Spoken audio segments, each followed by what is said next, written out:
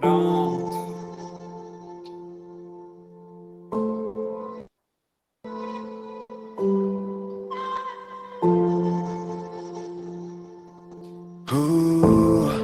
Se meus fracassos não ensinassem tanto, se minhas lágrimas não põem à prova, acho que o segredo de vencer na vida talvez é compreender sua dor de agora.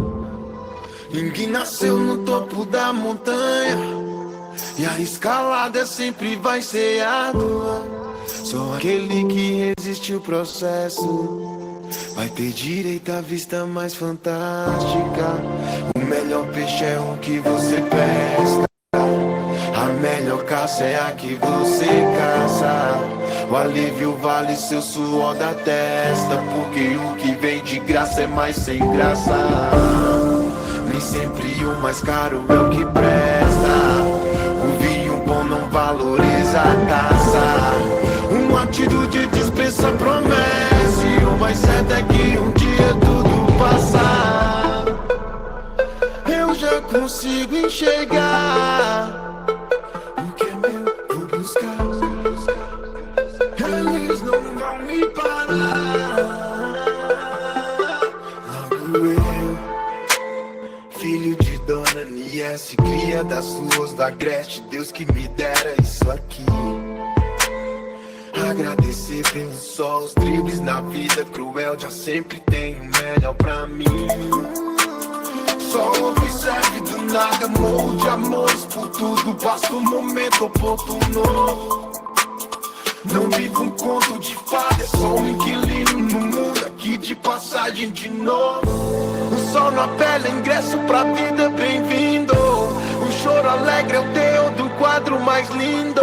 Aí passa, você é luz que ofusca o inimigo, por isso digo, esse cântico realmente é teu hino.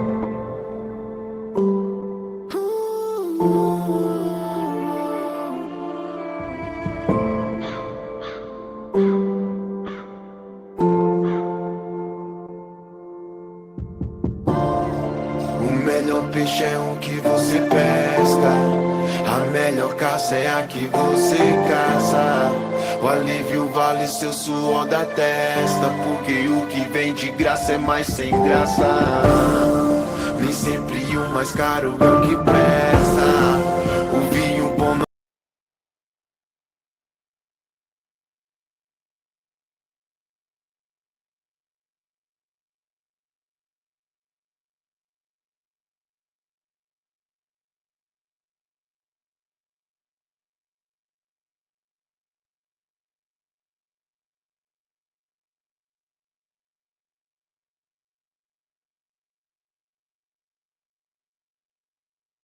Ficou mudo.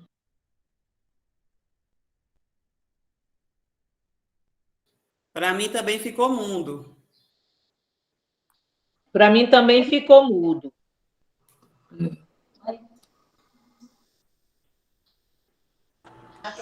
Para mim também. Para mim também. Estamos sem áudio, Cássia. Estão me ouvindo? Não, Sim. agora sim. Sim. Estão me ouvindo Agora sim. Agora sim. Agora sim. Agora sim. Ficou mudo para mim também. Para mim também ficou mudo. Eu acho que houve uma intervenção. Vocês viram que parece que alguém entrou na sala? Apareceu tela compartilhada. Quando Não foi? estava mudo, foi. Foi, apareceu. Acho que alguém Eu consigo entrou ouvir. Pronto. Mas assim, essa letra, eu acho ela muito forte, né? Do ponto de vista de olharmos para dentro de nós e percebermos quem nós somos realmente como educadores e como pessoas. Né? E nós somos gente. Não, trouxe, esqueci. Né? Nós somos gente. Vamos todos combinar aí para desligar os microfones. Jaque, desliga seu microfone. Pronto, beleza. Então, na verdade, eu trouxe essa letra dessa canção porque nós estamos ainda vivendo esse tempo difícil, né? Esse tempo de pandemia. E esse tempo vem nos conduzindo a analisar mesmo quem nós somos, né? Quem nós somos, o que nós significamos. E confesso para vocês que não tem sido fácil ser educador nesse tempo, não tem sido fácil ser mãe nesse tempo, não tem sido fácil ser gente, ser pessoa, não é? Mas, como pessoa, antes de sermos professores, nós somos pessoas, e como pessoas, nós precisamos ser resilientes. E eu acho que quando eu comecei a ouvir a letra dessa canção e quando eu comecei a sentir, né, as palavras que são expostas através desta melodia, eu me animei muito, sabe? Porque, assim, olhar a nossa trajetória, olhar o nosso início, olhar o nosso processo, né, eu acho que é, assim, um espetáculo, sabe? E nem sempre mesmo, o mais caro é o que presta. Precisamos entender que uma atitude realmente dispensa promessas, a atitude é tudo. Precisamos entender que tudo passa. Precisamos entender que a escalada sempre vai ser árdua, sempre vai ser dura, né? Precisamos entender que a melhor caça realmente é a que você caça, é o fruto do seu suor, é a sua conquista, é o seu produto, né? E o mais certo é que tudo passa. O mais certo é que todas as crises, todos os momentos, todas as adversidades, todas as situações difíceis, tudo isso passa, né? Tudo isso passa, tudo isso vai nos conduzir a uma aprendizagem significativa. E eu não sei como é que está seu coração aí hoje, de repente você está aí com muitas coisinhas para resolver, mas tudo passa. E eu quero, assim, de início desse nosso diálogo, dessa nossa conversa, deixar para você essa reflexão, tá bom? Então, vamos lá. Hoje a gente vai tratar, né, de um tema bastante significativo e dizer das aprendizagens da leitura e da escrita nos anos iniciais é dizer de planejamento. Eu não posso começar esse diálogo para vocês trazendo outra situação que não seja falar de planejamento, tá? Estamos em um processo de início de ano de 2022 e nesse processo de início de ano de 2022 nós ainda nos deparamos com as incertezas que o tempo pandêmico vem nos trazendo. Então, foi um 2020, foi um 2021, e nós tínhamos expectativas de um 2022 diferente, no entanto, ele já nos faz acender a luz vermelha e dizer que talvez não tenhamos o início que nós desejamos. Mas, também podemos dizer que 2020 e 2021 nos trouxe grandes e significativas aprendizagens. Nós aprendemos coisas, enquanto professores, que não sabíamos, né? Que não tínhamos, assim, conhecimento, tá? Por exemplo, fazer aula remota foi um negócio aí que pegou a gente de surpresa.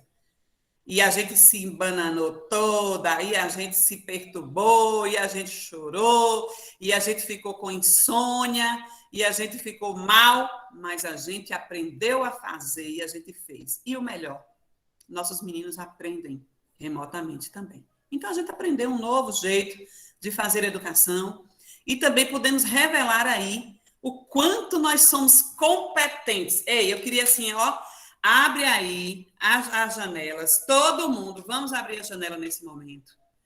Todo mundo abre aí a janela. E eu gostaria que todo mundo fizesse assim, ó, eu sou competente. Bora lá?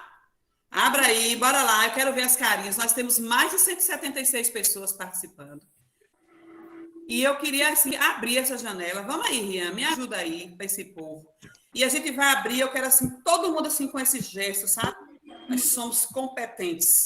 Nós aprendemos a fazer coisas que nós não sabíamos. Verdade. Né? E nós mostramos que nós podemos alfabetizar até a distância. Eita, povo arretado, menino!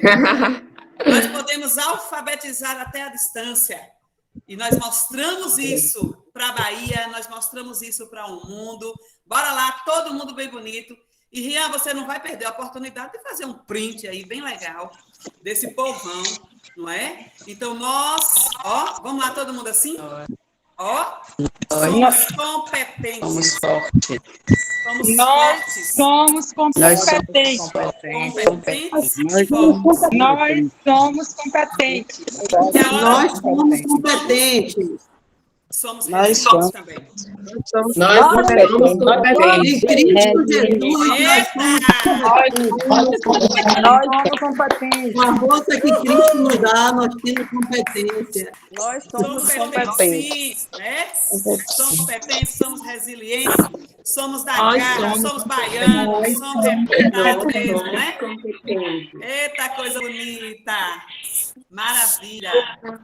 Então, meus amores, somos a força que a educação precisa, somos a força que os nossos meninos e meninas precisam, somos a força, né, que a nossa família, as nossas famílias precisam, somos a força que a sociedade precisa.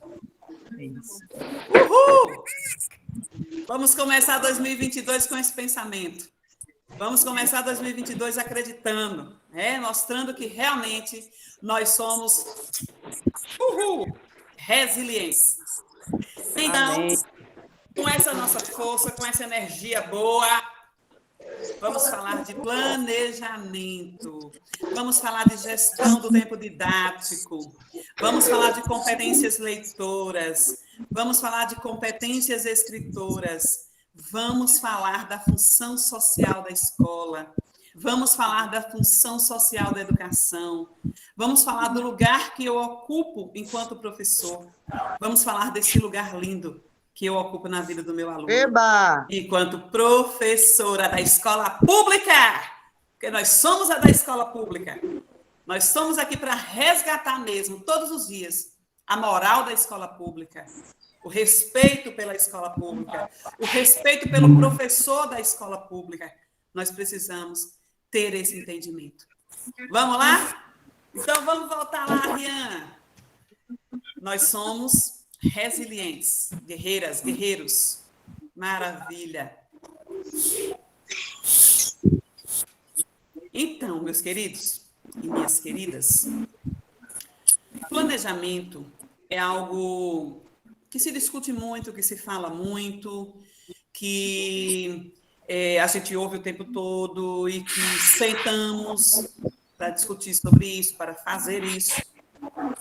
E eu quero iniciar dizendo para vocês o seguinte: se nós queremos cuidar das competências, das habilidades, do conhecimento, da educação dos nossos meninos nesse processo inicial de 2022, a primeira coisa que precisamos entender na prática é que um bom planejamento depende de ações bem direcionadas. Por que ações bem direcionadas? As ações, elas são bem direcionadas quando diz de algo que nós fizemos com direcionamento claro. Para tanto, primeiro ponto, saber o que os alunos sabem. A BNCC, o Currículo Municipal, o Currículo Bahia, são documentos norteadores, né? São diretrizes que nos conduzem ao entendimento do que os nossos meninos precisam construir de competências e habilidades em determinada série, em determinado ano. Ok? Primeiro, entendimento. Olha, Neinha, maior é Deus que está conosco. Uhul, amém. Então, saber o que os alunos sabem, diagnosticar inicialmente, é um processo, é uma ação indispensável. Tá bom, vou... É a marca pelo saco de castanha. É a marca pelo saco de Rian, castanha. desliga os Ele microfones tá saindo da todos. máscara. Então, saber o que os alunos sabem, né? É o primeiro passo inicial do primeiro processo, tá? O diagnóstico inicial, ele é fundamental para a tomada de decisões. Fundamental. Fundamental. A clareza sobre os conhecimentos que precisam ser construídos pelos alunos é o segundo passo.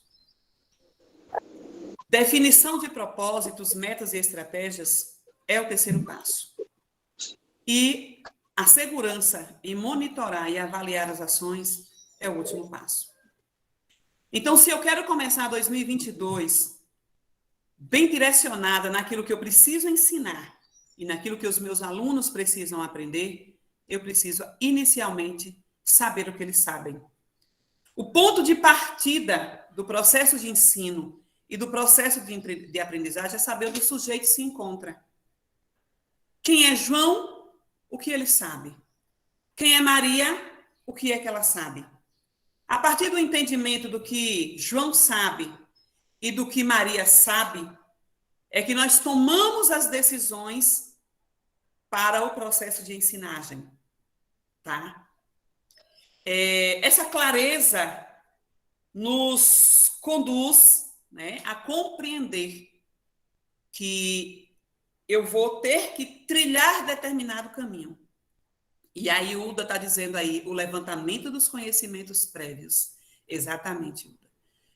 Então, se ele é uma criança de primeiro ano, de 6 anos, se ele é uma criança de 7 anos, do segundo ano, de 8 anos, do terceiro ano, e assim sucessivamente até o 5º ano, eu preciso saber o que ele sabe. Eu preciso ter conhecimento de quais são as suas vivências, de quais são as suas expectativas de aprendizagem, de como ele aprende. Por quê?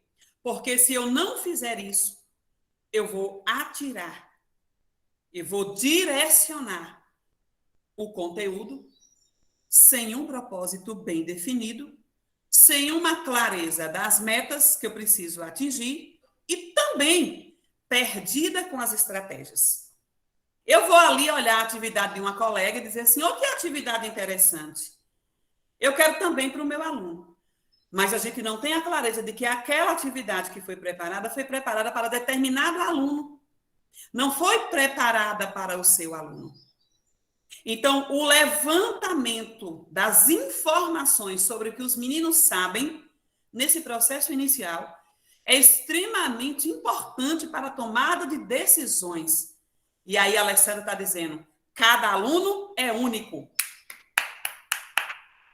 Cada aluno é único nas suas aprendizagens, cada aluno é único nos seus conhecimentos, cada aluno é único na sua cultura, cada aluno é único na sua situação socioeconômica, cada aluno é único no seu tempo de aprender.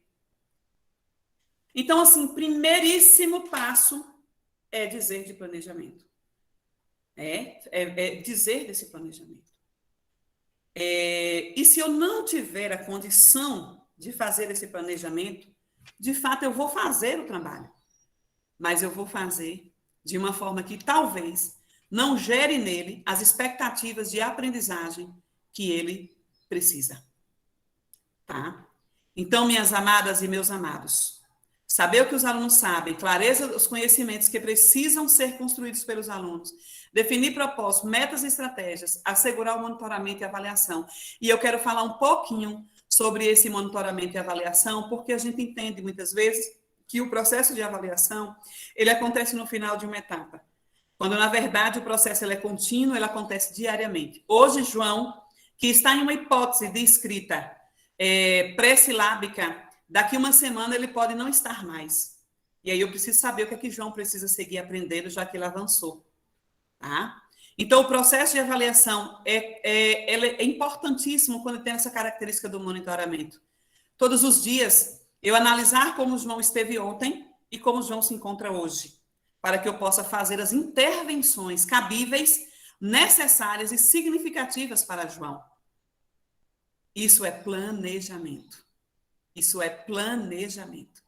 E a gente precisa entender isso na prática, fazendo, vivendo. Se torna mais leve para nós, professores, porque não é tão fácil, né? Não é fácil chegar numa sala de aula e ter 20 alunos, 25 alunos, 30 alunos, e eu dizer, meu Deus, esse aqui está na hipótese pré-silábica, aquele ali já é alfabético, aquele ali já lê convencionalmente, como que eu vou fazer? Tá? Então, assim, precisava trazer essa fala para vocês nesse início da nossa conversa, porque, de fato, fazer educação no contexto da alfabetização inicial é um grande desafio para todos nós, mas o planejamento é a chave do sucesso. Então, vamos lá. Vamos lá, Rian. E aí eu trago aqui uma simbologia, né, da árvore da educação. Observe que nós somos uma composição de muitas coisas. Nós, a educação, né, somos uma composição de muita coisa. Olha aí que a nossa árvore vem trazendo. Mas o mais gostoso que eu vejo nessa árvore é essa figura central aí. Porque de tudo que nós temos na educação, de todas as coisas que compõem a educação, o professor, ele é o verdadeiro protagonista.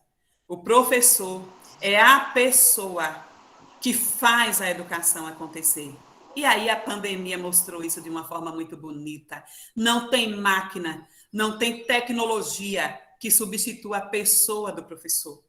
Não tem máquina, não tem tecnologia que substitua, né, a figura dessa pessoa que é tão primordial. A gente tem os computadores, a gente tem as impressoras, a gente tem o prédio, a gente tem tudo. Mas o professor é a figura central do processo de fazer a educação. Depois que a gente entende essa composição da educação, a gente também precisa entender quem é o nosso aluno, tá? A gente precisa entender. E os alunos que temos são alunos que, muitos deles, muitos mesmo, né, têm aí, dentro da sua casa, na sua vida, na sua história, a melhor internet, ele tem a banda larga, ele tem o melhor notebook, ele tem o melhor celular, ele tem uma casa com todos os equipamentos, ele tem tudo. Mas, por outro lado, a gente tem um aluno que não tem quase nada, que não tem, talvez, a energia na sua casa, que talvez está com um caderno muito... que talvez não tem o que comer, que talvez dorme no chão, que talvez viva, né, em um contexto surreal de pobreza. Então, nós temos de um lado esse aluno e nós temos do outro lado esse aluno. E aí, o meu planejamento precisa atender esses meus alunos. Precisa atender o filho da doutora que resolveu colocar o filho na escola pública. Mas precisa atender o filho do catador de lixo, que também tem o seu filho na escola pública. O meu planejamento para que as aprendizagens significativas aconteçam para todos e todas precisa atender o filho da professora, que está lá na minha sala, mas precisa atender o filho que mora na favela, que vive no meio do tráfico, que vive vendo o pai drogado, que vive vendo a mãe sendo espancada. Se a gente não conhece essa identidade, essa realidade, como colocou a nossa colega aí no chat, se a gente não conhece essa realidade, a gente vai fazer um planejamento para todos da mesma forma. E a escola é uma escola que está para atender a todos e todas nas suas mais complexas diversidades sociais. Muitas realidades diferentes em um único contexto, a Alessandra está dizendo aí. E é bem isso, Alessandra. Muitas realidades, tá? E aí a pandemia fez o quê? A pandemia escancarou, né? Escancarou. A pandemia expôs, né? Externou todas as nossas realidades sociais. Tá? Aquilo que a gente já dizia, Porque o sem celular hoje é o sem caderno. Né? O sem internet hoje é o sem teto. O sem celular hoje, o sem internet, é o filho que não tem o que comer pelas manhãs. São os mesmos filhos que nós atendemos a vida inteira. A diferença é que agora isso ficou aberto. Isso veio à tona. Tá? A sociedade brasileira foi revelada. As crianças brasileiras, adolescentes brasileiros foram expostos com essa pandemia, no que diz respeito à educação. Então, os alunos que temos são esse aí. O que diz essas imagens? Essas imagens dizem da educação dual que nós temos. Uma educação caracterizada pela dualidade. Uma educação para pobres e uma educação para ricos. Uma educação para os que têm e uma educação para os que não têm. E nós, professores da escola pública, precisamos entender com clareza essa realidade, para que, a partir das nossas intervenções, esses meninos e meninas que só têm a escola pública possam ter suas vidas transformadas socialmente, aprendendo a ler e a escrever, e entendendo que o conhecimento é libertador. Não se discute quando se tem conhecimento. Pelo contrário, o conhecimento nos empodera. E quando os nossos meninos e meninas da escola pública conhecem, aprendem sobre, eles ficam poderosos. Assim como eu e você, que eu sei que tem muita gente aqui com essas realidades que viveram lá na sua infância. A gente viveu muita coisa assim e a educação nos libertou. Então, a pandemia mostrou aí, tá? Nós, professores, fomos impactados por tudo e tivemos que fazer uma educação para os dois níveis, socialmente falando. E aí essas realidades tiveram que voltar para o nosso planejamento. E em 2022, considero que nós estamos mais amadurecidos para darmos um tratamento a essa questão. Ok? E agora, quem é a outra figura importante desse processo de educação? Aí está ele. Nosso professor, você, professor, eu que sou professora, nós somos o protagonista. Nós somos os protagonistas mais importantes dessa sociedade, no que diz respeito a proporcionar a educação. E nós vivemos as dores e dores e dores e dores de fazer uma educação para todos e todas com a distância. Mas nós fizemos. Nós fizemos e, detalhe, nós fizemos bem feito. Nós fizemos. Tivemos as nossas dificuldades? Sim, ainda temos.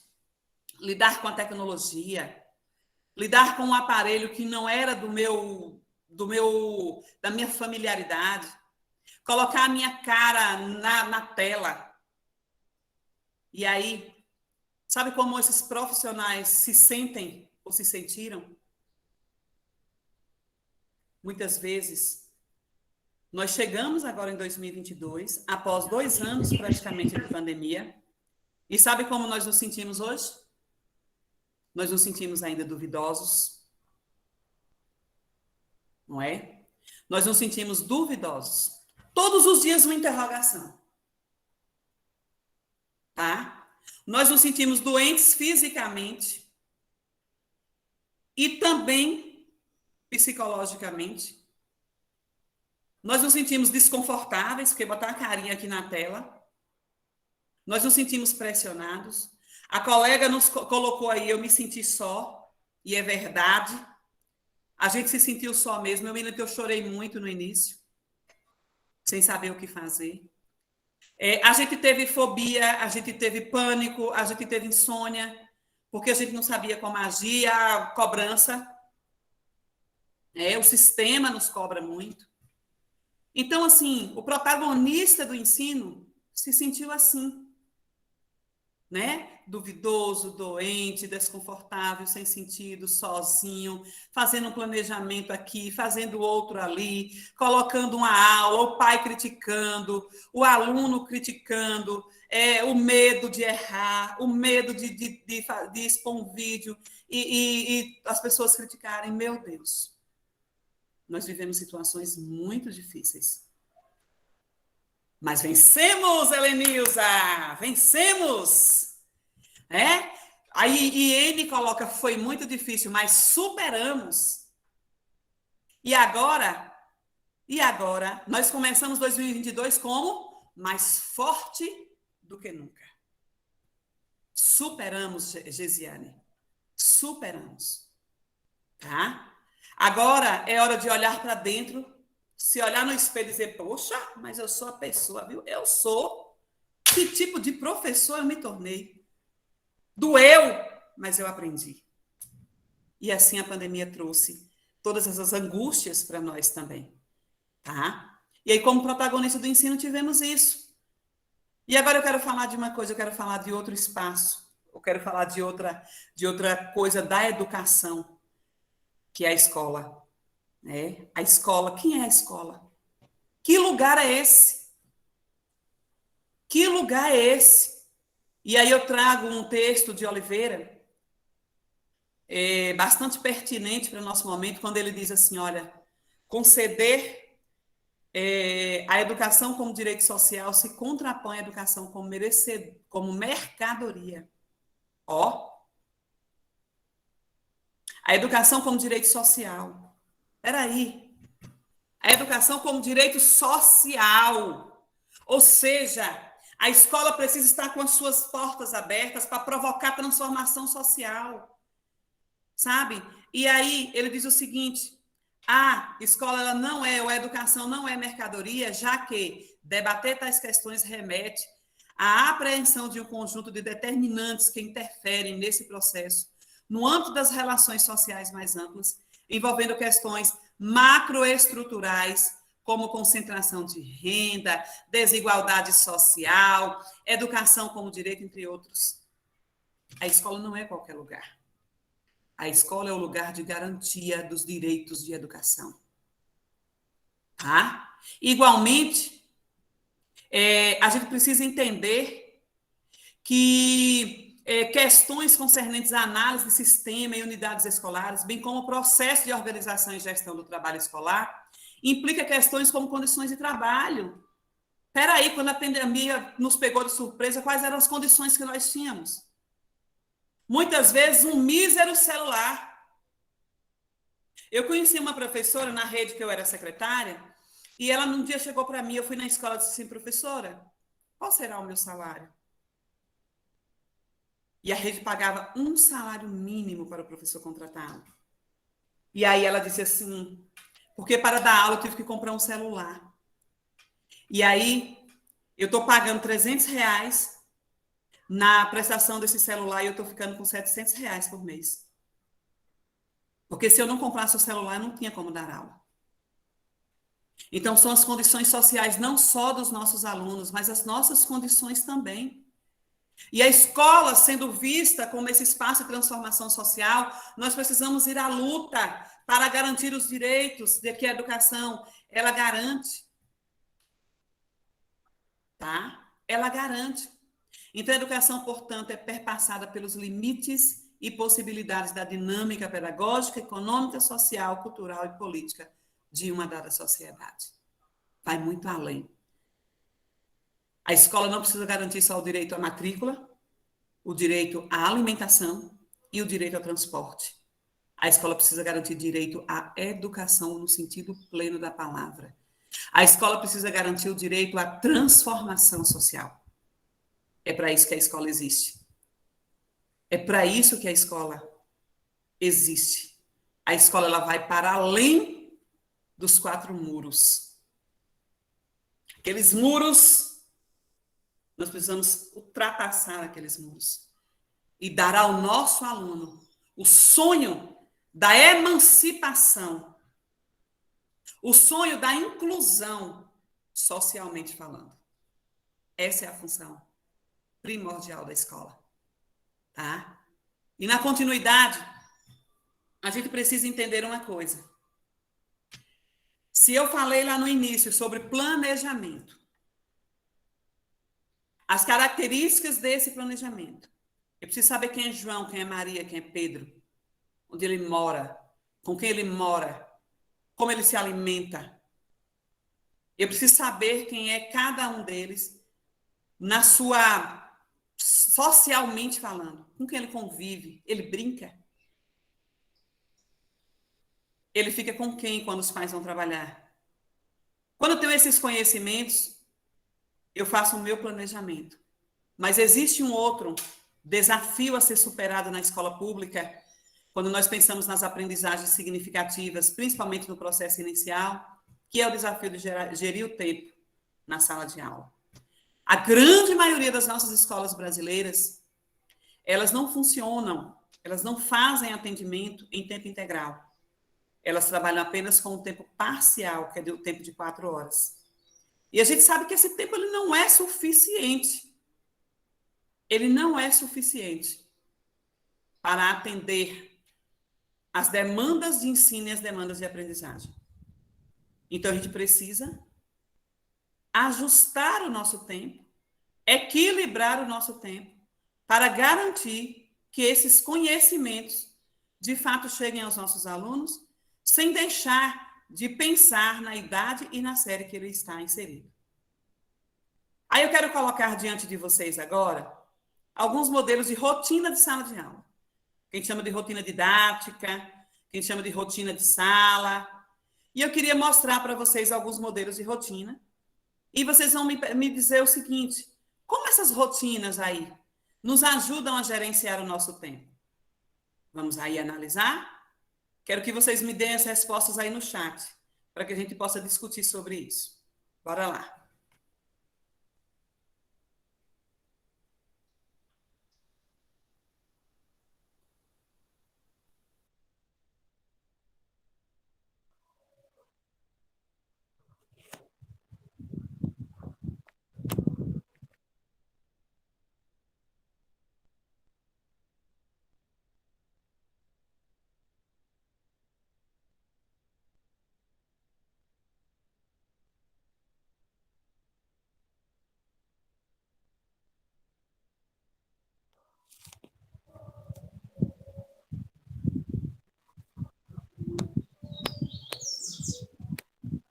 Tela.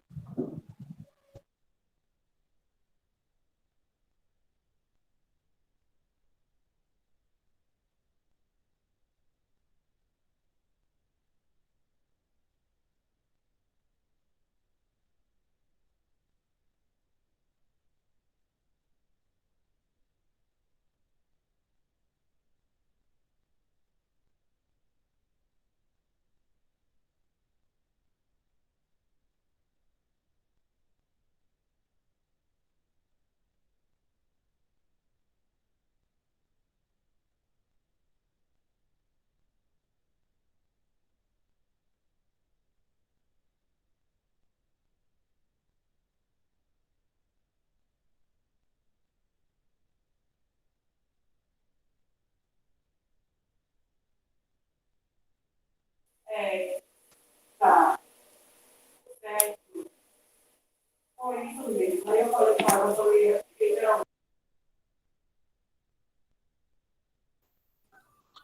como essa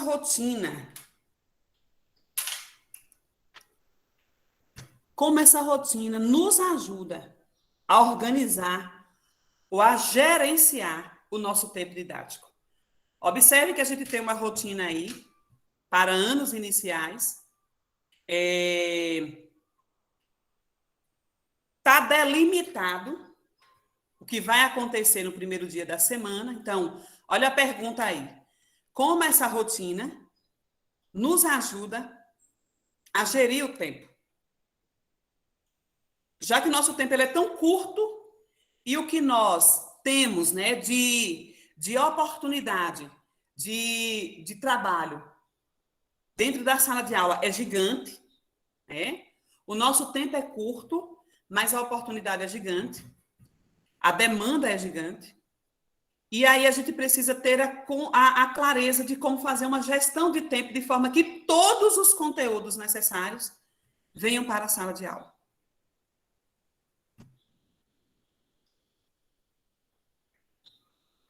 Essa é a nossa primeira rotina. Vamos lá, Rian. Tem uma segunda rotina aí. Tá? Nessa rotina, tem aí as disciplinas, dia por dia. Apenas, né, a delimitação aí do tempo e das disciplinas. Mas a rotina anterior, volte aí, Rian. Isso. Olha essa nossa rotina aí.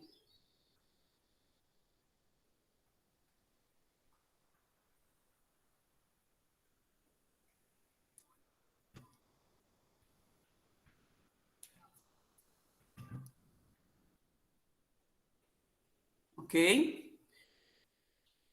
Então, o que é que eu quero discutir com vocês? Uma vez que...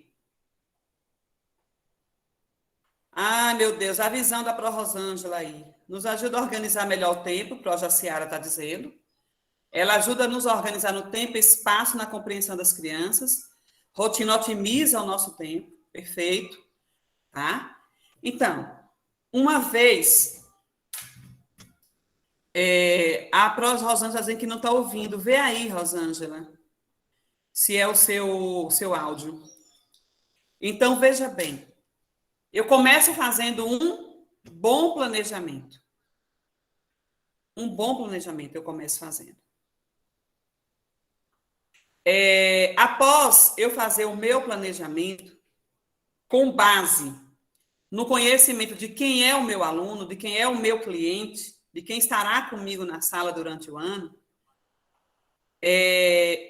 eu começo a organizar esse planejamento dentro de um tempo didático. É isso? Dentro de um tempo didático. O tempo é as minhas 4 horas de trabalho diários, os meus 5 dias por semana.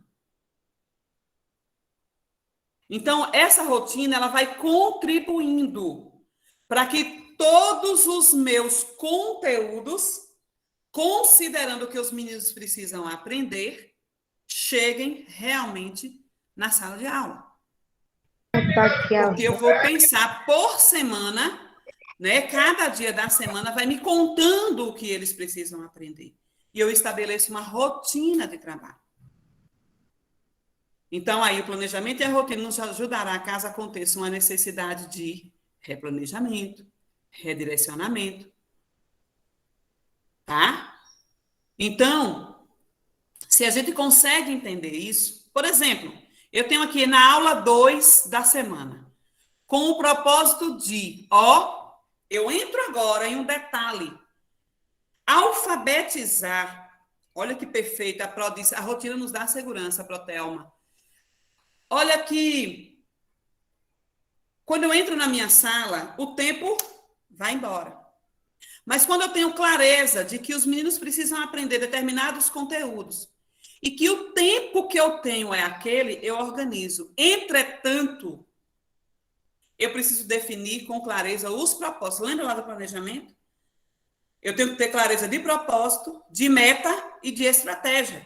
Eu não tenho que pensar só os conteúdos. E aí, dentro dessa minha rotina, eu defino os conteúdos, eu defino o propósito. Aí eu vou pensar na estratégia. Por exemplo, na aula 2 da semana, está dizendo o seguinte, que os meninos terão um propósito de desenvolver habilidades de leitura. Quais habilidades? Valorizar diversas formas de se expressar, emocionar, divertir e instruir. Olha quais são as habilidades que eles vão desenvolver, qual o propósito leitor.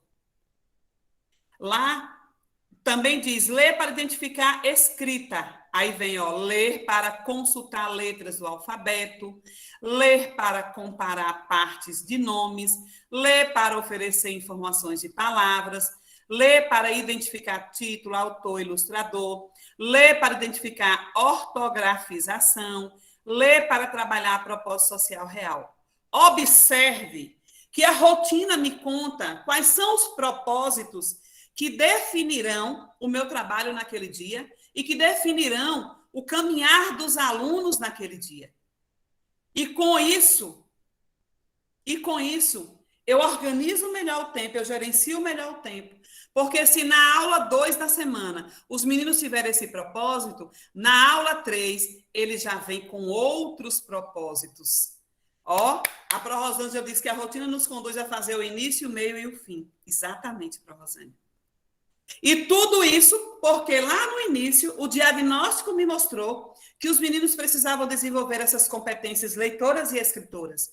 Por isso eu escolhi esses gêneros, porque esses gêneros vão ajudar os meninos a construir essas competências. Eu escolhi esses gêneros porque esses gêneros estão a serviço dessas competências.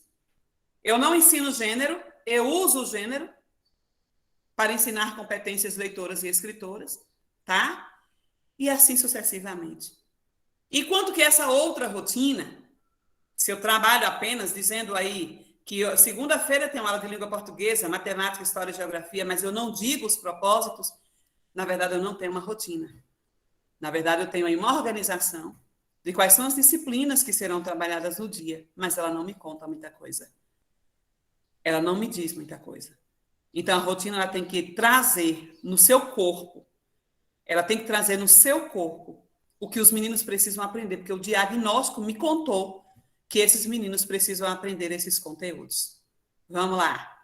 Então, a gente segue aprendendo que se eu tenho um bom planejamento, um bom diagnóstico, boas estratégias, pode seguir, Rian.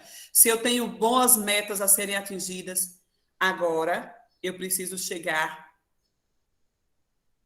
no entendimento que eu não leio e nem escrevo sem propósito.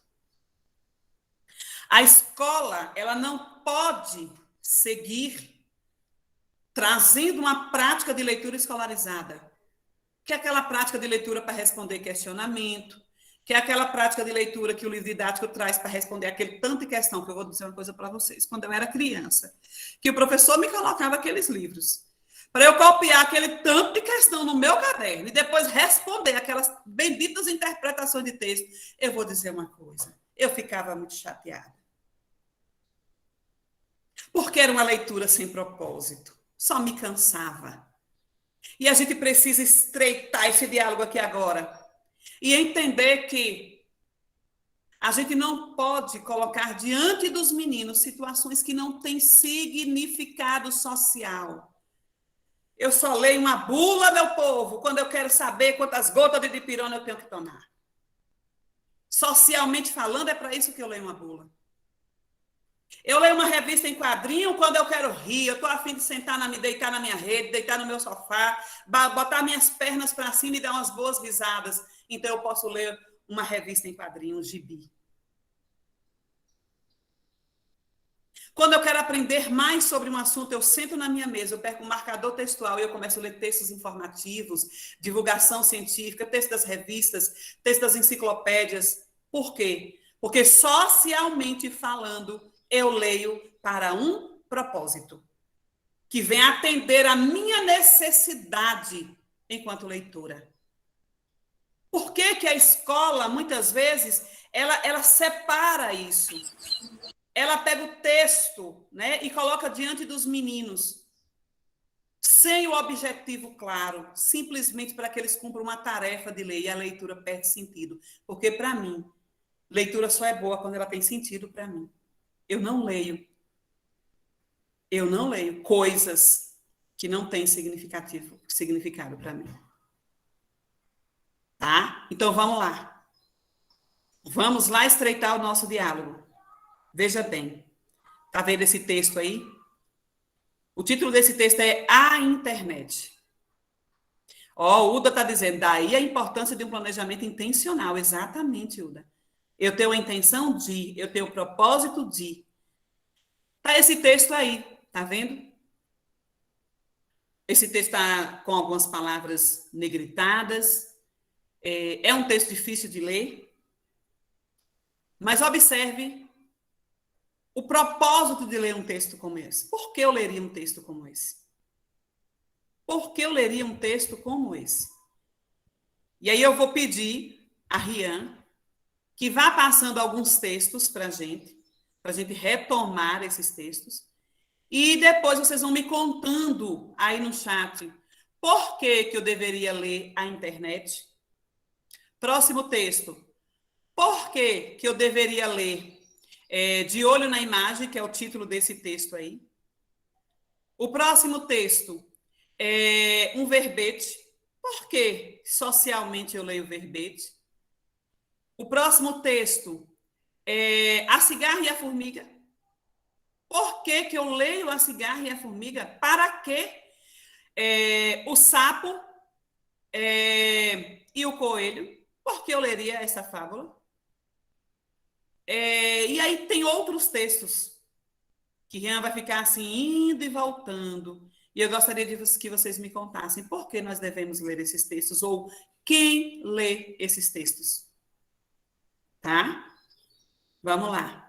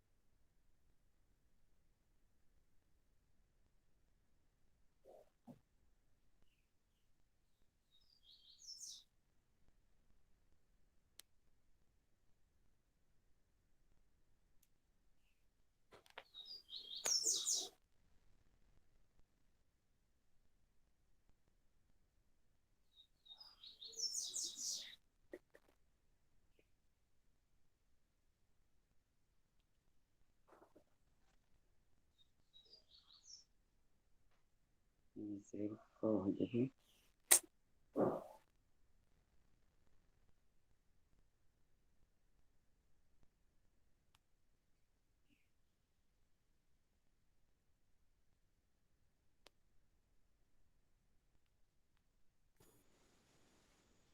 Pronto? Então.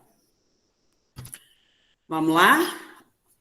Gesiane está dizendo, a internet, além de aumentar o conhecimento, a internet, pois, é um assunto em alta, né? Alguns estão dizendo, eu leio e relato conforme a realidade do aluno, texto, cada um com seus objetivos, é bom diversificar. Ok.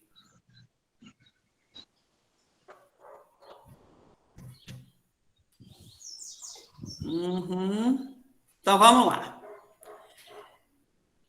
Para alimentar mais a nossa discussão, deixa eu trazer para vocês alguns fragmentos do livro azul. Vamos lá. Que a gente vai, assim, ampliar esse nosso nível. Veja bem. Esse texto é do livro Azul Ensinar a Ler, que eu recomendo para todos vocês. Ensinar a ler, ó, todo mundo ligado aqui. Ensinar a ler supõe desenvolver em sala de aula diferentes tipos de situações nas quais os alunos têm a oportunidade de resolver problemas. Primeira coisa, toda vez que eu coloco um texto diante do meu aluno, eu dou para esse aluno a oportunidade de resolver um problema, tá? Que eles permitam avançar como leitores, tá?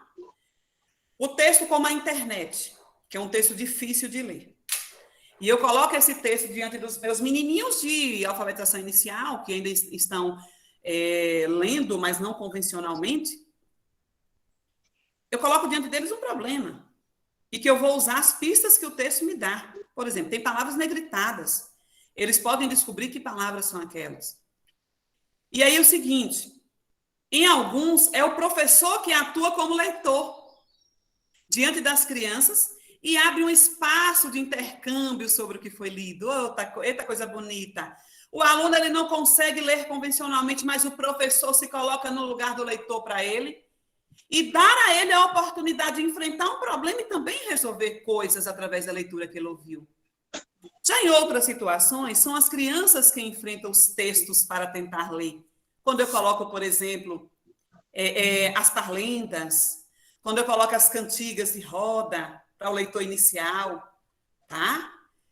A gente coloca as piadas, as anedotas, que são textos mais fáceis de memorização e que ajudam as crianças a enfrentar o processo para ler aquele texto. Não é isso? Então, olha que situações eu posso favorecer usando a diversidade de texto. E um detalhe, o texto não depende da idade.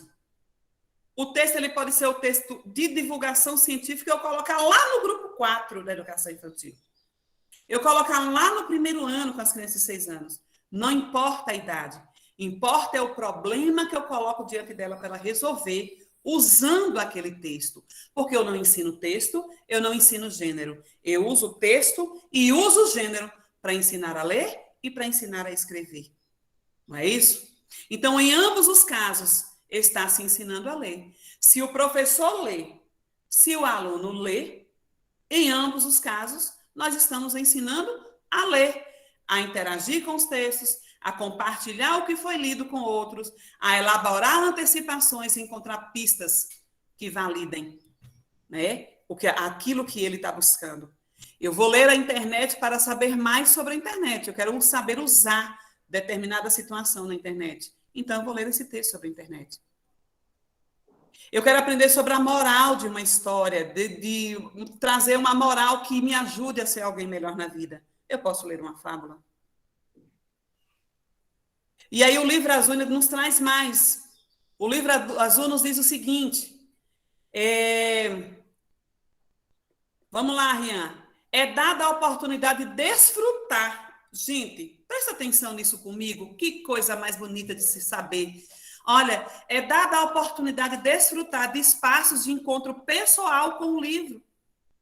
Sabe aquele momento, né? Que a gente chega ali e dá à criança a oportunidade de se encontrar com um livro. Ele pega livro.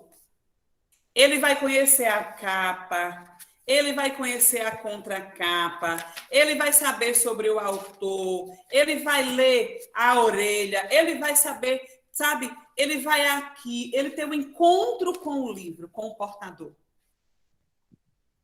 A gente proporciona situações assim. Aí eu quero que Rian, volte lá, Rian, naquela rotina de Malala.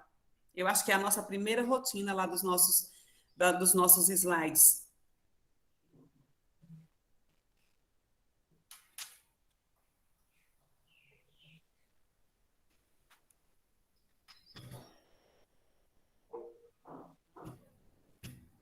Olha para essa rotina, que é uma rotina somente para colocar os alunos diante de um livro.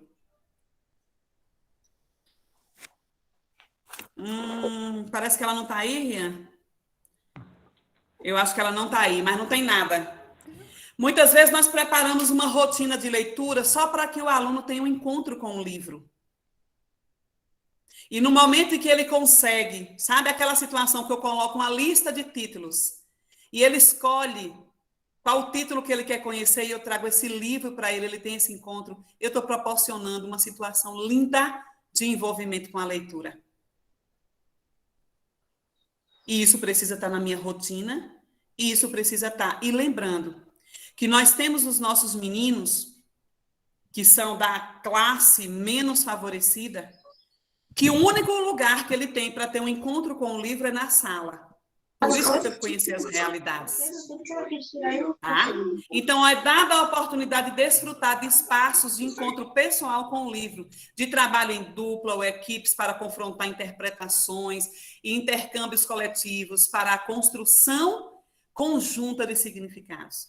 Em suma, se apresenta uma variedade de propósitos de leitura, textos e formas de organizar o intercâmbio entre as crianças. Trata-se de situações que permitem que os alunos assumam práticas de leitor. Olha que coisa bonita! Tá? Olha que coisa bonita! Ó, Marildo está perguntando qual a diferença, né, entre rotina e planejamento. O planejamento, Marilza, né? Acho que foi para a Marilza. O planejamento, ele é quando a gente define quais são os conteúdos, quais são as metas, os propósitos e as estratégias. E a gente pega isso tudo e organiza dentro da rotina, para saber que dia, que hora, quanto tempo a gente vai usar para atender a demanda do planejamento. Então, a rotina está para atender a demanda do planejamento, tá, Pro? Então, assim, as situações didáticas oferecem a possibilidade de ler textos de diferentes tamanhos, não importa a idade. Os leitores iniciantes podem ler o título de um conto para registrá-lo em uma ficha de biblioteca, ler a parlenda selecionada para uma compilação e escutar o professor ler um conto mais completo. Em cada caso, interessa saber sobre os conteúdos que se comunicam, os propósitos comunicativos e didáticos que resguardam e a intenção do professor em função da diversidade de respostas das crianças diante de uma mesma situação. Olha, colocamos os textos diante das crianças para que elas resolvam problemas. E quando elas resolvem problemas, elas se colocam no lugar dos leitores e no lugar dos escritores. Vamos lá. Então, quando a gente passa a ter essa compreensão, a gente entende o seguinte: o professor lê para seus alunos, convida a encontrar o título de um livro em uma lista, ou explorar textos para localizar uma informação. Comunica conteúdos para que os alunos aprendam a ler e o façam de maneira cada vez mais autônoma. E aí, quando os alunos leem por si mesmos, para localizar uma informação específica, tem a oportunidade de aprender que é possível pular parte do material. Não é assim que a gente faz, né? Pular parte do material que não contém informação procurada e conhecer a existência de índices alfabéticos ou temáticos que facilitem sua localização. Então, o processo de construção dos conhecimentos de comportamento do leitor e do escritor, eles são constantes. E aí, eu chego em uma turma de primeiro ano, às vezes eu tenho 10 aluninhos, que esses alunos já leem coisas difíceis. Eles já estão para além da alfabetização. Mas eu tenho 10 que ainda não. Então, a diversidade de situações que eu posso colocar dentro da sala, considerando a organização da minha rotina, considerando o que eu planejei lá inicialmente, porque eu sei quem é a turma, me dá a oportunidade de trabalhar com a diversidade de gêneros, visando alcançar um propósito. Aquele que sabe mais vai saber mais. Aquele que sabe menos vai avançar nos seus conhecimentos. Mas o importante é que eu estou favorecendo para que isso aconteça. Então, aí, ao mesmo tempo em que as crianças se apropriam das práticas sociais de leitura, avançam seus conhecimentos sobre o sistema também de escrita. Isso quer dizer que as situações de leitura devem propiciar momentos para a elaboração de hipóteses cada vez mais ajustadas. Ele ouviu o professor ler sobre determinado autor. O professor trouxe um livro, um autor. Eu posso favorecer uma situação de escrita depois para que ele diga o que ele conseguiu absorver, aprender? Claro que sim. Então, ler para os alunos faz toda a diferença na vida deles. Então, por exemplo, mediante a compilação de parlendas ou adivinhas, as crianças aprendem a pôr em correspondência o que sabe que está escrito com as partes escritas. Eu tenho a parlenda aqui na minha memória. Tá? Eu tenho na minha memória. Como eu tenho na minha memória, eu agora preciso descobrir onde está escrito. Corre com tia na casa da tia. Está aqui. Mas no papel está escrito. Eu vou descobrir onde está corre com tia na casa da tia. A correspondência que a criança faz com o que ela tem de memória com aquilo que está escrito. Vamos lá, Rian. É muito bonito poder ensinar as nossas crianças e acompanhar esse processo lindo, né? Então, serão propostas algumas situações onde as crianças leem nomes próprios para fazer uma lista dos responsáveis pela biblioteca, para registrar um empréstimo de livros. Cada professor propõe essas atividades habituais, favorece a participação em algumas práticas de linguagem e, ao mesmo tempo, avanço da compreensão do sistema de escrita.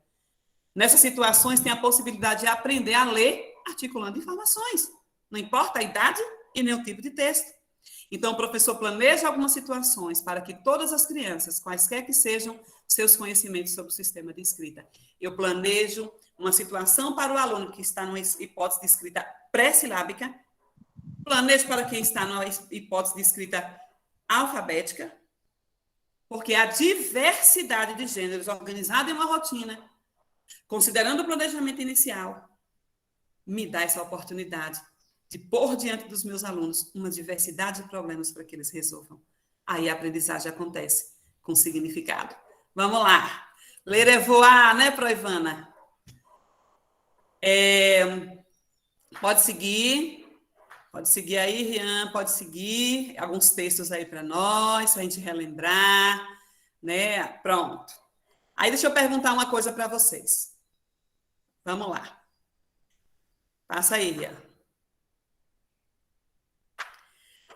Ler e escrever a partir de propósitos sociais reais. Eu queria que alguns aí, não vai dar tempo para todos, mas me dizem, olhando esses textos que Rian vai voltar a passar aí para vocês, vocês podem me dizer que gênero é esse e o que não pode faltar para eu ensinar uma criança dessa a ler, no momento da sala de aula? Vamos fazer esse exercício rapidinho aí? Aí volta aí, Rian, alguns textinhos desses anteriores. Tabela. Tabelas vazadas.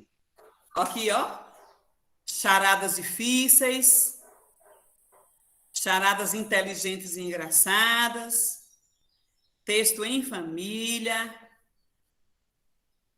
o Felizardo. Se eu coloco esses textos diante dos meninos, vamos lá, na nossa tabela. E eu estou com crianças em um processo inicial de alfabetização. O que não pode faltar?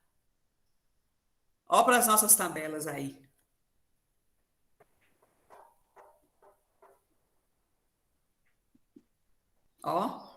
Que gênero é esse? Tem algum portador?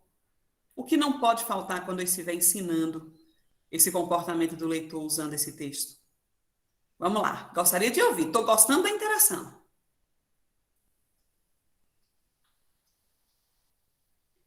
Número, gênero, portador.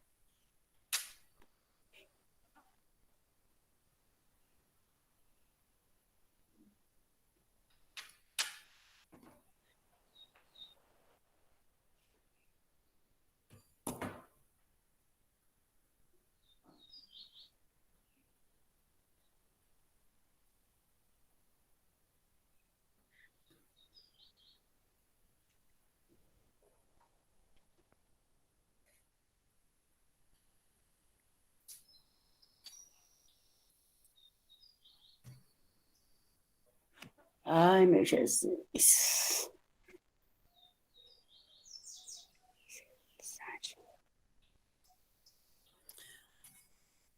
Vai voltando nos textos aí, Rian, para ajudá-los.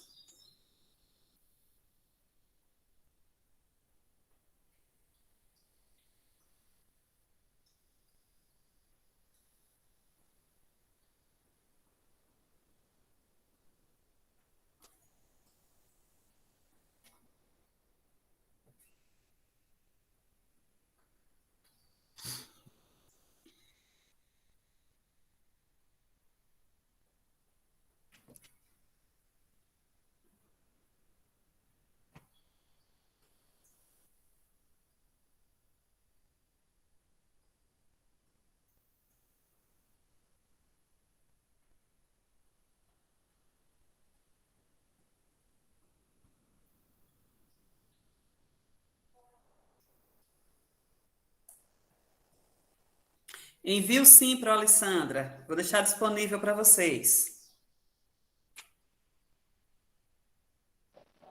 Cássia, bom dia. Oi, meu anjo. Sou Marildes. Meu amor, Diga. você listou esses textos, mas eu não peguei a pergunta. Você poderia fazer de novo outra vez? Pronto. Olha, vamos lá para a tabela. Veja bem. Sim. São vários tipos de texto, né? Isso. Aí você vai fazer o seguinte, vamos lá. Olhe para a tabela. A tabela é quem vai te direcionar. Tabela vazada. Isso, pronto. Tá vendo aí? Você vai Número dizer, de número 1, qual é o e o que não gênero? pode faltar. Isso. Você pode escolher um texto, que não vai dar tempo. Você escolhe um texto. Que texto é esse? Que gênero é esse? E aí eu quero ensinar na sala de aula para crianças que ainda estão no processo inicial de alfabetização e vou usar um gênero desse que eu botei aí. O que não pode faltar no momento que eu estiver ensinando esse gênero? Ou melhor, ensinando esse comportamento através desse gênero. Tá? Tá certo. Não pode faltar a participação dos alunos. O texto ilustrativo, né? A gente pode transcrever esse texto, né? E pedir para que o gênero... Eu gosto muito de fábula, porque ela sempre traz uma moral, né? Para a nossa vida, traz um ensinamento.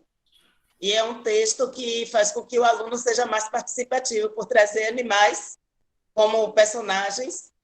E você pode usar fantoches, pode usar diversos materiais para poder estar fazendo a ilustração.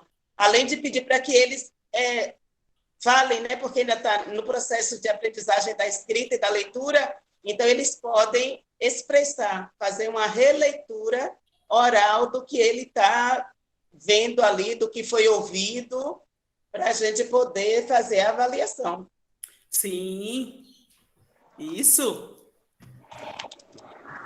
Vamos lá, quero saber mais. Essa foi a minha contribuição, viu?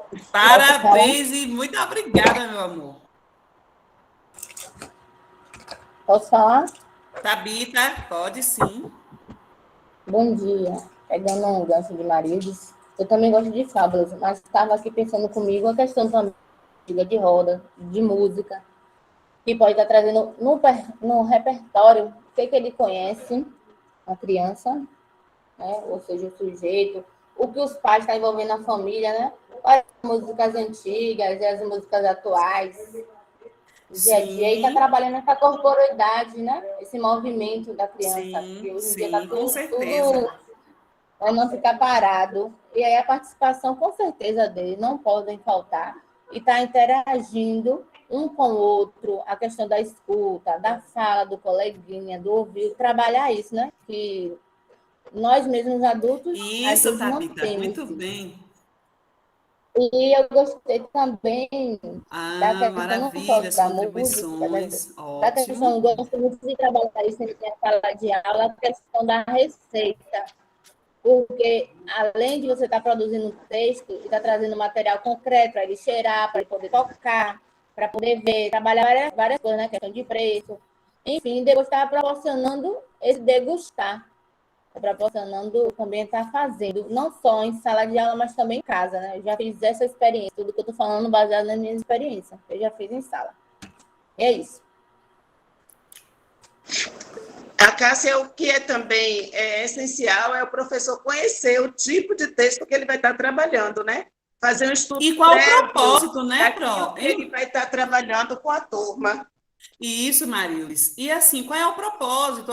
Esse texto, esse gênero me ajuda a ensinar o quê? Né? Definir com clareza. Né? Porque assim, senão fica o gênero pelo gênero. Tá? Vamos lá. Então, deixa eu passar um pouquinho aqui para contribuir com vocês nas impressões de vocês. Pode seguir aí, nosso Rian lindo. Vai lá, Rian. Olha aí, ó. Vamos lá, ó. Na música. Se eu quero levar uma música para a sala de aula para ensinar determinado conteúdo, eu não posso, de forma alguma, fazer o quê? Deixar de cantar. Por quê? Porque o propósito social da música é cantar. E às vezes a gente leva a música, põe os meninos para interpretar a música, mas não produz oportunidades deles viverem o propósito social daquele texto. Não pode faltar a cópia na mão. Porque se eu estou alfabetizando, eu canto acompanhando o que está escrito. Na fábula, não pode faltar de discutir a moral, o bem e o mal, e também a cópia na mão. O conto, não posso deixar de dizer sobre o ambiente, onde aconteceu aquela história, quem é o protagonista, cópia e a continuidade com a leitura. Se é um livro, eu não posso deixar de ter a leitura do autor, do título, do ilustrador, da editora, cópia da capa e leitura do livro pelo professor. Se é uma piada, eu não posso deixar de proporcionar boas risadas na sala de aula, porque senão perde-se o propósito social da piada. Se é uma charada, temos que descobrir o segredo. Se é um poema, cópia, leitura do poema, título, estrofe e versos. Se é um verbete, cópia e leitura de verbete, observe a palavra de entrada, separação sílaba da palavra, substantivo. Então, tem coisas que eu quero ensinar na sala, que são comportamentos do leitor, mas eu esqueço de que existem coisas que não podem faltar, porque senão eu não vou conseguir alcançar os meus objetivos. Bruna Coutinho aí levantou a mão. Cadê Bruna? E depois Nilda Dantas. Eu aqui. Eu vou trazer uma experiência pessoal. Minha mãe sempre leu para a gente, fazendo muitas perguntas e fazendo com que a gente imaginasse muito aquele texto, sobre aquele texto, onde ele aconteceu. Então, eu uso muito, quando eu dava aula, eu usava muito em deixar a curiosidade deles falar mais alto, para eles perceberem os sentimentos, as sensações e a imaginação, aonde a gente vai, até onde a gente pode ir com a imaginação. Uma vez, há muito tempo atrás, eu li uma frase que dizia que quem escreve constrói um castelo e quem lê passa a habitá-lo.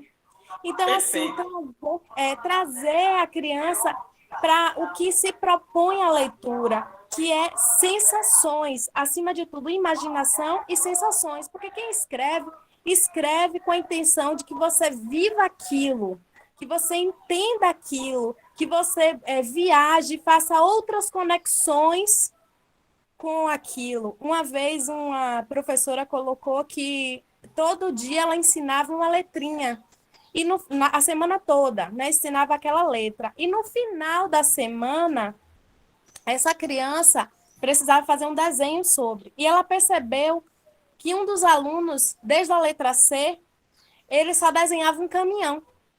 Já estava na letra G. Aí ela perguntou a ele por quê. Primeiro ela falou, o que é isso? Ela é um caminhão. Que letrinha estudamos? G. E por que você desenhou um caminhão? E caminhão, que letra? Ele C. Aí ela disse, por que você desenhou um caminhão? Ele disse, porque o caminhão está cheio de goiaba. Então ele compreendeu? Compreendeu a leitura que se fez durante a semana. Agora ele usou o quê? A criatividade. Então ele mostrou que além da compreensão, ele conseguiu fazer conexões cognitivas além do que ela tinha proposto a ele. Então, é o que eu acredito, que a imaginação, você levar a criança numa leitura, ela imaginar algo é muito mais importante e prazeroso para que ela consiga interpretar e levar aquilo para o dia a dia, a convivência dela. Oh, perfeito, Pro. Parabéns. Então, a leitura ela ganha vida quando ela tem esse significado para o aluno. Né? Então, ela não pode ser, repito, aquela leitura escolarizada. Né? Quando ela é escolarizada, o aluno ele perde o prazer. E a leitura ela tem que ser, de fato, objetiva para o aluno. Vamos lá, Rian, segue aí. Olha, pode seguir, Rian. A gente já está quase chegando a hora. Ai, meu Deus, que coisa boa. E aí, deixa eu dizer uma coisa para vocês. Nós estamos aqui em um diálogo muito significativo sobre esse processo inicial em Simões Filho para as classes iniciais. Deixa eu dizer uma coisa para vocês. O olhar de vocês para a proposta pedagógica precisa ter uma característica muito especial. Olha bem, As propostas pedagógicas que vocês vão colocar diante dos meninos agora, ela precisa se constituir daquilo que constitui os currículos da rede. Não é possível ter qualidade na educação se não se considerar a história e a qualidade das propostas pedagógicas do município. Então, o município tem uma proposta. E eu preciso respeitar isso e colocar diante dos meus meninos coisas que são possíveis, né? E trazer para a minha sala de aula aquilo que é possível e que é necessário do ponto de vista do aluno. Não é o que é necessário para mim, enquanto professor. É o que é necessário para o meu aluno. Tá? Vamos lá, Rian.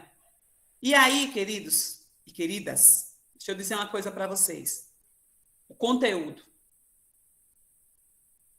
As perguntas a serem consideradas sobre o conteúdo são: quais conteúdos?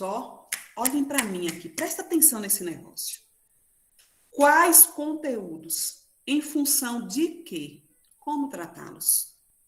Sem definir o que de fato os professores precisam ensinar nas instituições e sem estas propostas, os professores continuarão a trabalhar em projetos esvaziados de sentido. Sabe aquele texto que você coloca e o menino, eu não quero, porque não tem sentido para ele, tá? Não tem sentido para ele. Então, projetos sem sentido, conteúdo escolhido aleatoriamente sem considerar os objetivos de aprendizagem e utilizar o livro didático indiscriminadamente como currículo é uma grande fraqueza pedagógica. Então, tudo que vai para a sala de aula precisa respeitar o que o aluno precisa aprender. Competências leitoras e competências escritoras se aprende praticando. E praticando porque é prazeroso para mim, porque é importante para mim. Eu leio aquilo que é importante para mim. Eu escrevo aquilo que é importante para mim. Tá? Então, vamos lá. E aí, quero dizer uma coisa para vocês. Esse é um recado para Simões Filho. Esse é um recado para Simões Filho. Fazer a gestão da BNCC e do currículo escolar requer de cada um o lugar da autonomia das escolas, dos professores e dos alunos, na construção de uma cultura escolar comprometida com a produção de um conhecimento socialmente significativo. Veja bem, Simões Filho tem o seu currículo, Simões Filho tem a sua história, você, professor, tem a sua história, seus alunos têm as histórias deles. Nós precisamos entender que essas histórias precisam ser respeitadas, considerando o que nós queremos ensinar. Tá? Considerando o que nós queremos ensinar, essas histórias precisam ser respeitadas. Então, não dá para colocar uma proposta que não tenha sentido para o aluno. Precisa ter sentido primeiro, antes de qualquer coisa para ele. Tá? Fecha o microfone, Conceição. Pronto. E aí, vamos lá, Rian.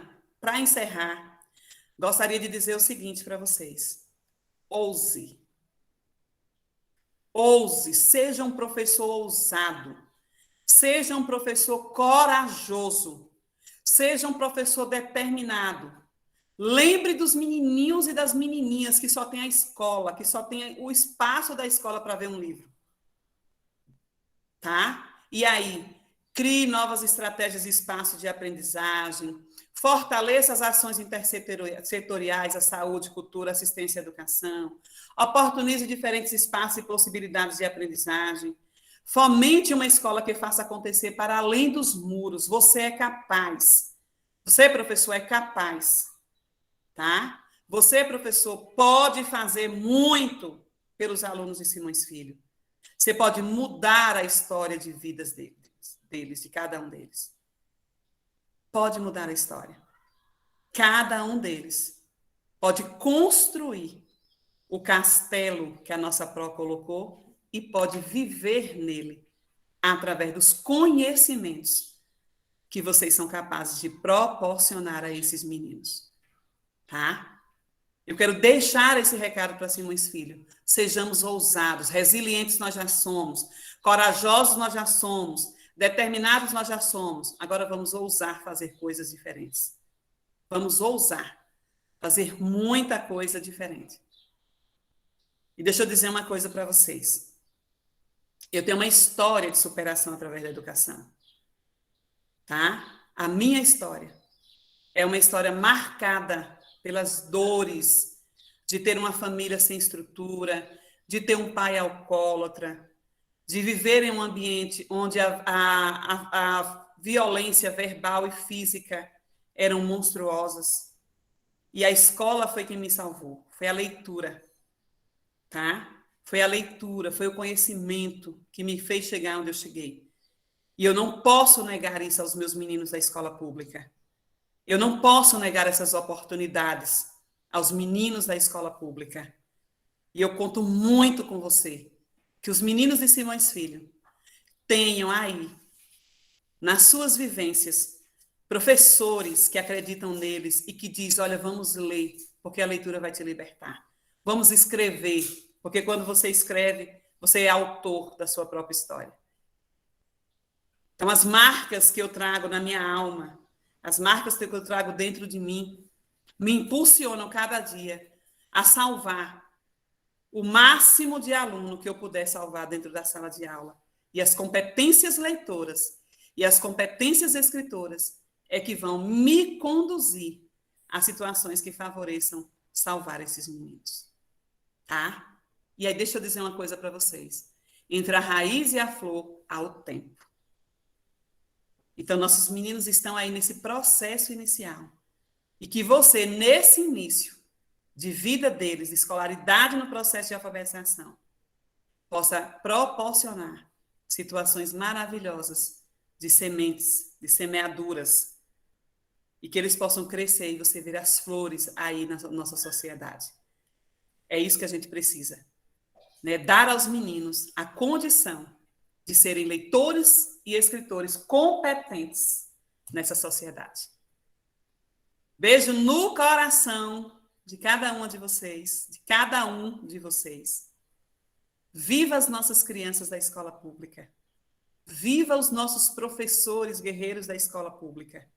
Viva a educação como direito social. Viva um brinde à escola que transforma socialmente. Um brinde à escola que faz acontecer, que ultrapassa os muros da escola e vai muito além, garantindo o direito de aprender. Para garantir o direito de aprender, nós precisamos ousar.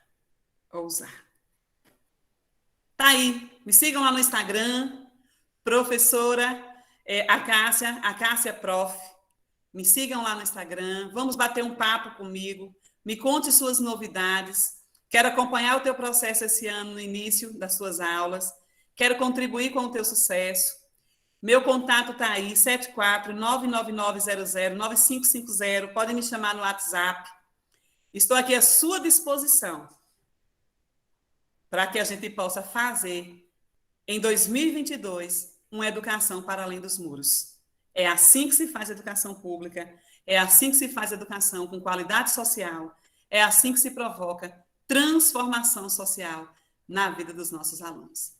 Beijo no coração, pode abrir, falar, fiquem à vontade. Obrigada, Cássia, maravilhosa sua aula. Muito obrigada, muito obrigada.